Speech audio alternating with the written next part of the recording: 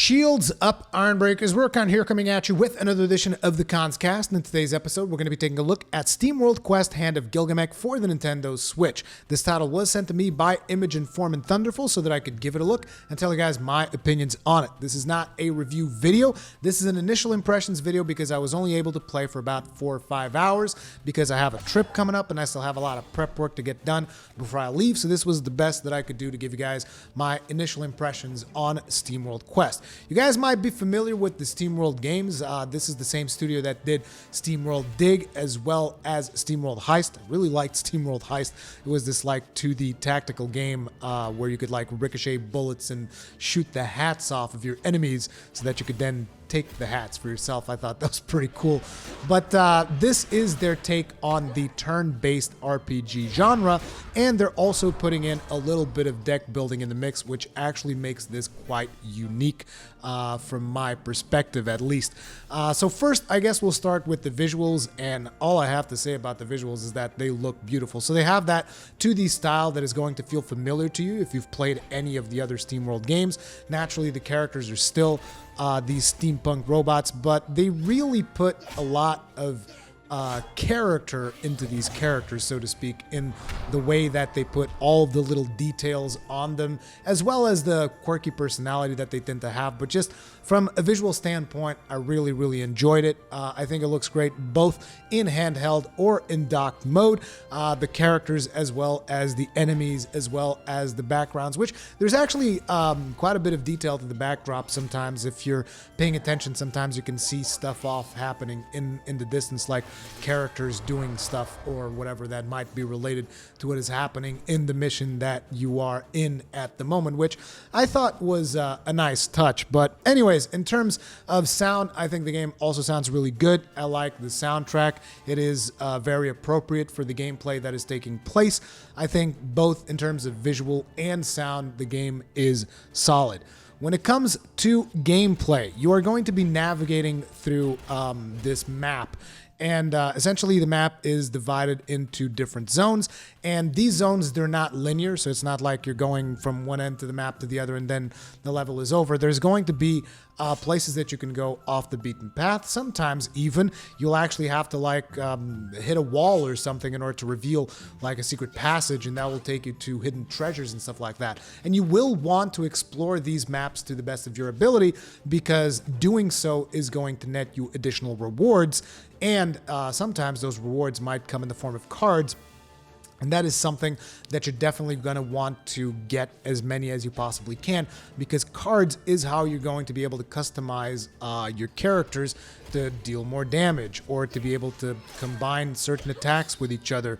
And again, that is where things get really interesting with the deck building and all of that stuff. Because usually what tends to happen in most turn-based RPGs, regardless of how you actually navigate through the world, whenever you engage in combat, you're going to have like a mana gauge, and you're going to have a set of actions that each character can take, right? You have your attack, your defend, or use a skill, which is most likely going to consume mana. And usually what tends to happen in the traditional turn-based RPG, at least I speak for myself, is that a lot of times you might be wondering, well, how tough is this enemy? Should I really use a skill and spend my precious mana resource in this particular creature? And sometimes you might be encouraged to hesitate and to save off your more powerful attacks for future battles and stuff like that.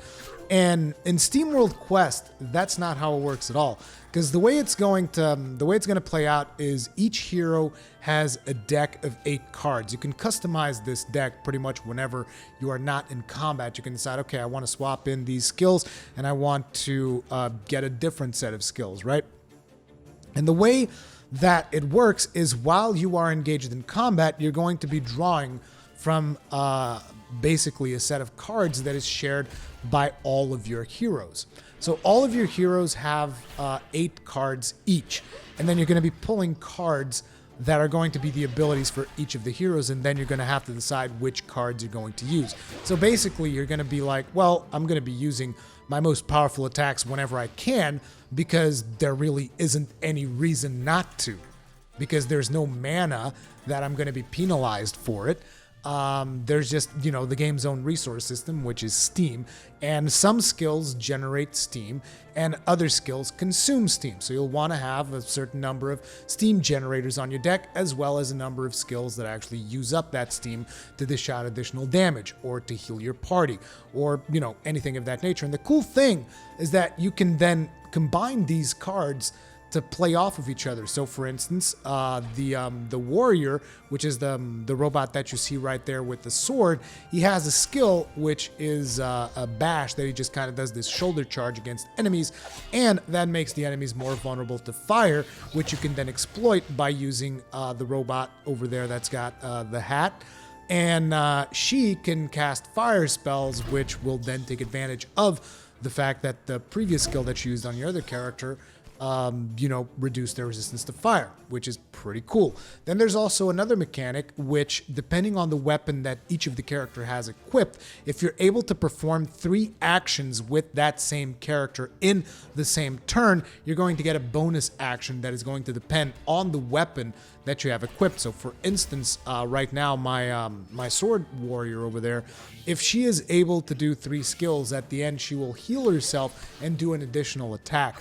Or the green dude over there, and I'm sorry, I did not memorize the characters' names, but big green dude over there, if he's able to do 3 actions, he's going to then shoot this jet of water against the enemies, which also debuffs them for lightning damage, which again, I can then exploit with the blue character. And those kind of combinations is something that you guys know that I like to do whenever it comes to doing builds and stuff like that, and being able to plan out your decks in a way to actually take advantage of that is going to be pretty cool. But at the same time, the deck building element of Steamworld Quest is going to introduce a certain element of chance, because sometimes you're going to draw the cards that you want, whereas other times you are not. There's also going to be cards that interact with the fact that this is got this card aspect to it by like, whenever you play this card, you're going to be able to draw an additional card next turn. So there's a lot of mechanics around that, but so far, I find the combat to be very satisfying, doing the different combinations that you can do, and which sometimes can turn out to be really devastating towards your enemies. And as you can imagine, different enemies are also going to be weak to different elements. So as you identify those, you can then just decide, okay, this guy is going to be weak against lightning, so I should probably use lightning whenever I encounter this type of enemy. So that is pretty much how the combat works. And the whole game almost plays out like a dungeon crawl. You just go through these different areas, and as you encounter different enemies and stuff, sometimes you might have a couple of puzzle-solving elements, like, hey, you gotta get this key to open this door, and that means that you have to go this way through the map. But the important part, like I said, is always that you explore these maps to the best of your ability. You're able to backtrack if you want to. You're able to go to previous chapters in case you missed something. They actually give you a percentage of completion whenever you finish a level, so that you know, I definitely got everything. I have all of the cards, all the things that I could have gotten out of that level. Or you didn't get everything, in which case you might want to return, because there might be a really powerful card hidden there that will help you in future combat encounters. The game is actually pretty challenging, even on the normal difficulty, or maybe I just kind of suck at it at this point still. But I'm actually kind of stuck in a boss fight right now that I need to do, because this is just a really tough boss that I've encountered. Previously, I also tried the harder difficulty, and yeah, with the harder difficulty, that is really going to challenge you to the point where you're really going to have to min-max your deck to the best of your ability. You're really going to have to pump out all of the synergies that you possibly can. You're going to have to get a lot of defensive cards as well to survive long enough in some of the boss fights. But let's just say that you get a decent level of challenge. When it comes to the story, it begins pretty much the same way that every RPG story begins. Your party is looking for a special mushroom. Is that not how every RPG story begins? Maybe it should, because mushrooms are really good. I like mushrooms. Do you guys like mushrooms? Anyway, once your party actually finds this special mushroom, you go back to your village, and you discover that the village has been attacked by this evil army, and from that point onwards, that kind of becomes your motivation to go after this evil army that has set your whole village on fire. So you grab all of your steampunk robot friends and off you go into the world to, you know, get vengeance or something along those lines. But the cool thing about Steamworld Quest, very much like previous games in the in this Steamworld franchise, I guess, is the quirky characters. Each of the characters is going to have like its own personality. So whenever there's dialogue, you're going to see, oh, this is the smart character that knows what is going on. This is the happy-go-lucky character. This is the lazy character. And, you know, all these characters have their own archetypes. Unfortunately, there isn't any voice acting. Like, you get this little robot mumble whenever the characters are speaking. You guys can probably hear that in the gameplay that is going on in the background. But at the same time, you know, reading through the dialogues, they don't stretch these dialogues too much. So it's not like you got these long cutscenes to sit through that will be like, oh, skip. That's not going to be a thing. Usually it's pretty easy to figure out what is going on in the world. There's no huge monologues or anything like that. Although, having said that, there might be later in the game, but probably if there is one, that means that they're probably doing a joke about it because, you know, there's a lot of humor in these games, and personally, I tend to like the kind of humor that these games present. I think it's funny. I think the combat is good. I think that the gameplay that I've experienced so far is pretty solid. I think visually it's good. I think sounds is good. So if you like turn-based RPGs, this is pretty much a no-brainer. I mean, depending on how much you like the deck building aspect, which I assume that can probably turn some people off. But despite the fact the game having cards, I don't think you can actually buy them like for real money or anything like that. It's not that kind of game.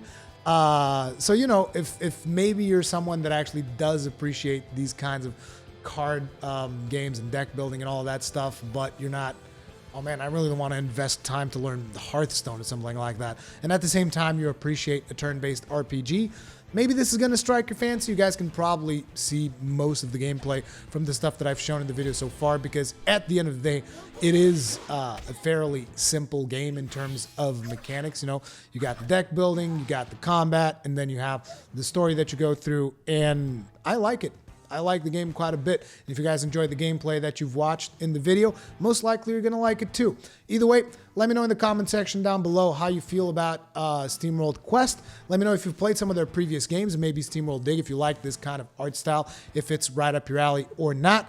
All of that stuff in the comment section down below. If you enjoyed this video, hit it up with a like. Remember to subscribe and hit the bell notification icon so that you're actually notified whenever I put up a new video. Stay strong, and may your shields never break.